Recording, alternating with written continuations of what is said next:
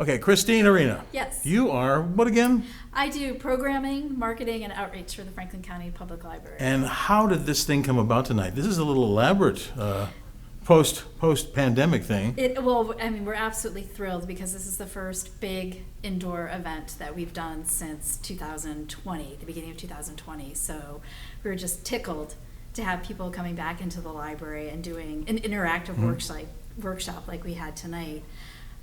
This came about because Ferrum College approached us when they were preparing the grant application and had the idea to digitize the James Taylor Adams collection. And they were looking for opportunities to do some hands-on learning to combine with knowledge about folktales and the process of archiving and what this collection of folktales means to this area. I was curious about that because it seems like I don't know about it at all. Why is it important? What is it exactly?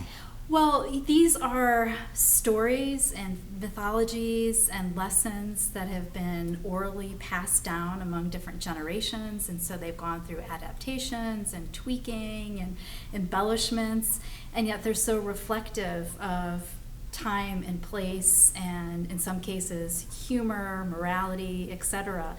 And it's just important to be able to preserve stories that reflect local people, local customs, local traditions.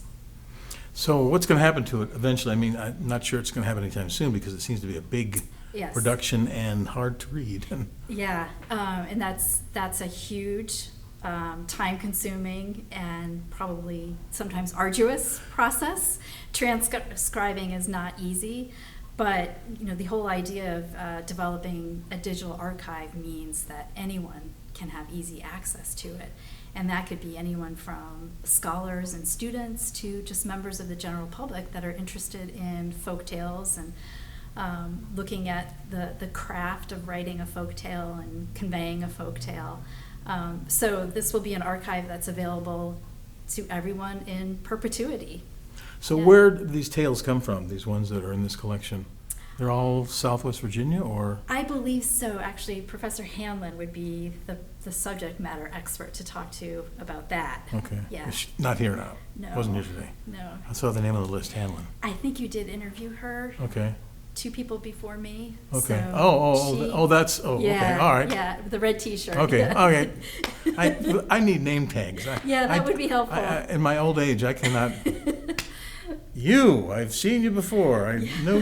I almost remember Emily's name, but I didn't. Yeah. It's like, oh God, it's so dumb. But yes, okay. What's next? I mean, you're still going to do more. There's going to be another. Yeah. So this is a 2 workshop series. There are 2 parts of it.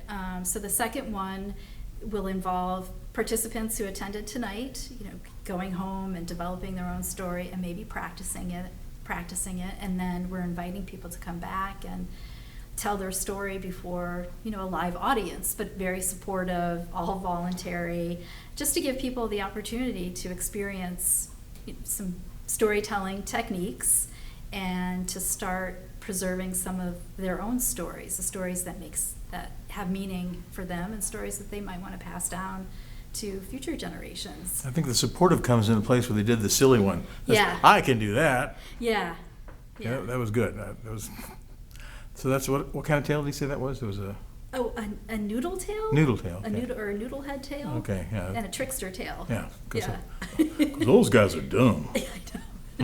Sorry. Okay, but then this is going to be over at the other library. Yes, so we're repeating the series at the Westlake Library branch in Hardy. And we have 2 dates in May. And those will be taking place during the daytime because we want to be able to encourage, a different audience, a different demographic, so people who it might be easier to come out during the day and participate in a workshop like this. So who's in charge of that?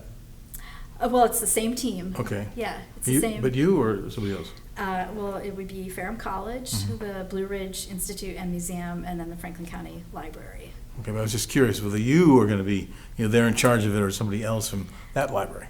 Oh, I see. I will be there probably helping with the logistics. Okay. Yeah. Good. So what do you see now that everything's starting to open up again? What are things that you'd like to do that maybe, wait a minute, maybe we could? Yeah. Some grant money and, There are a lot of things that we put into place during the pandemic, in terms of applying for some funding opportunities so that when things return to a place where we could bring people together for hands-on. yeah, probably might have been a little easier, actually, in a way. Well, so Kinda. we have a couple really exciting things that we're working on, one of which is a cooking program. We have secured a funding allocation through the American Rescue Plan Act to establish a cooking education program. And so we're putting together the experts and the equipment and sort of the lessons and demonstrations that we want to be able to offer to the public. Everything is for free, everything is hands-on learning, and cooking is something that... Will you do it here? Yes. Oh, okay. Yeah, that's why things look a little bit awkward in this room, because we're doing some reconfiguring with storage and equipment and appliances. But before the pandemic, we had gotten a tremendous amount of feedback that people in this area are interested in learning about cooking techniques, nutrition. Yeah. Yes, nutrition, eating better, and trying not to, stuff yourself with nasty stuff. Yeah. Since you don't have to go anywhere. Yeah, exactly. Yes, guilty. Sorry.